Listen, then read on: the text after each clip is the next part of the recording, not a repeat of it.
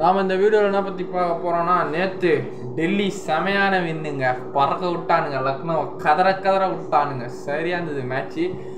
ஸ்டார்டிங்கில் கேஎல் ராகுலும் டிகாக்கும் நல்லா பார்ட்னர்ஷிப் போட்டு நல்லா அழகாக விளையாடிருந்தாங்க. ஒரு 30 ரன்னுக்கிட்டே விக்கெட் லாஸ் இல்லாமல் இருந்தது 3 ஓவர்.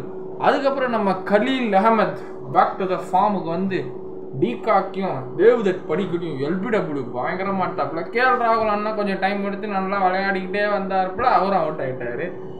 ஸோ கடைசியில் பார்த்தா யாருமே அடிக்கல. 66 ரன்னுக்கு 5 விக்கெட்டு போச்சு, 80 ரன்னுக்கு கிட்ட ஒரு 6-7 விக்கெட்டு போச்சு. எல்லாம் ஸ்டாண்ட் பண்ணி டெல்லி பவுலர்ஸ் கலக்கிட்டாங்க. குல்தீப் யாதவ் வேற லெவல் கம்பேக். நேற்று 2 மேட்ச் தான் விளாடினாப்புல, 7 விக்கெட் எடுத்துட்டாப்புல செமையா.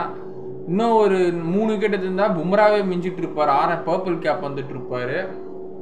ஸோ நல்லாவே இருந்தது நேற்று மேட்ச்சு பார்க்கும்படி. ஸோ கிட்டத்தட்ட நல்லா போக ஒரு 100 ரன்னுக்கு 7 விக்கெட்டு கிட்ட போயிடுச்சு. அதுக்கப்புறம் நம்ம ஆயுஷ் பதோனி, அவர் போன வருஷமே நல்லா ஒரு ஸ்டார் ஆகிட்டார். லக்னோவில் 2022 வந்தார், 2 வருஷமாக நல்லா தான் அடிச்சிருந்தார்.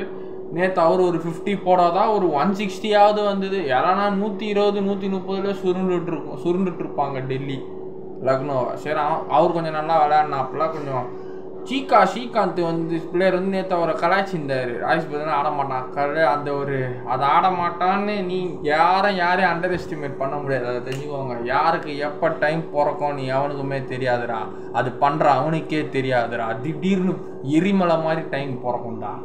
ஸோ அதனால் அவரு நேற்று அடிச்சிருப்பாரா தெரியல. ஸ்ரீகாந்த் சார் வந்து நேற்று அவர் அண்டர் எஸ்டிமேட் பண்ணியிருந்தார் தமிழ் கமெண்ட்ரியில், நான் பார்த்தேன். அதனால் ஆயுஷ் பதோனி வேற லெவல், சூப்பர் மேன், சரியா விளாட்னாரு, 50 போட்டார். லக்னோ தோத்துச்சு, ஆனாலும் நீ ஒருத்தனால நீ முடியாதுன்னு சொல்லும் போது அவன் முடிச்சு காட்டும் போது அதில் ஜெயிக்கிறான் பத்தியா, அவன் தான்.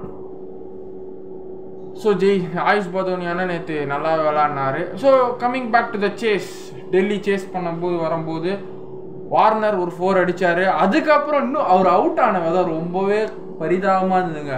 வார்னர் அண்ணன் வந்து நேற்று தான் அந்த கிரிட் ஆப்பில் ராஜமௌலி சார் டைரக்ஷனில் அந்த ஆடு டைரக்ஷன் பண்ணியிருந்தாப்புல, அழகாக நடிச்சிருந்தார் அந்த கிரிட் ஆடு வீடியோ. ஸோ பாருங்கள், வார்னர் செமையாக அந்த புஷ்பா கேரக்டர் ஆடு அப்படியே பயங்கரமாக பண்ணியிருக்காரு. கிரிட் ஆடு புதுசாக வந்துருக்கு, இன்ஸ்டாகிராமில் ஒரு ப்ரொஃபைலில் இருக்குது. அந்த ஆடு அழகாக இருந்தால் சரி, இப்போ தான் சரி வார்னர் அண்ணன் நல்லா விளாடுவாருன்னு பார்த்தா இன்னைக்கு இந்தியா ஃபுல்லாக வார்னர் அண்ணன் ஃபுல்லாக ஃபேமஸ் ஆகிட்டாரு. சரி பார்த்தா நேற்று அந்த இப்படி pull shot back to the Andre பின்னாடி இப்படி அடிக்கிறாரு, பால் பட்டு செத்து அவர் இப்படி தடுக்கிறாரு, ஸ்டெம்பில் பால் பட்டுருச்சு. பட்டோன்னே அவரு ரொம்ப கஷ்டமாக இருந்தது அந்த அவுட் பார்க்கும்போது. அன்லக்கி மூமெண்ட் மாதிரி இருந்தது அது. சரி, அதுக்கப்புறம் ஃப்ரேசர் மெக்கர்க் புதுசாக நம்ம பிக் பேஷ்ல அவன் நல்லா விளாடுவாங்க ஃப்ரேசர் மெக்கர்க். சரி, நேற்று இதில் வந்து விளாட்னா பார்த்தா இன்னும் பொலன்னு பயங்கரமாக அடி அடிச்சிட்டான்.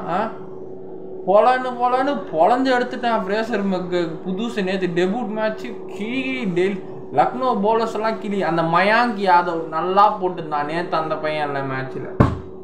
என்னடா பண்ணுறானுங்க சரி. ஸோ நேற்று நல்லா பொழந்துட்டான் ஃப்ரேசர் மெக்கர்க். ரிஷப் பண்ணிட்டு வந்து இது நல்லா 40 நாக்கு பூரான்லாம் நேற்று அடிக்கல, இப்படி ஸ்டொக் வைக்கிறான். என்ன மாதிரி பால் மொமெண்ட் ஆஃப் த மேட்சஸ் தெரிஞ்சு சரியான பால், செம பால், நல்லா போச்சு மேட்ச்சு. ஸோ சேஸ் பண்ணி டெல்லி ரே செகண்ட் மேட்ச் வின்னிடா.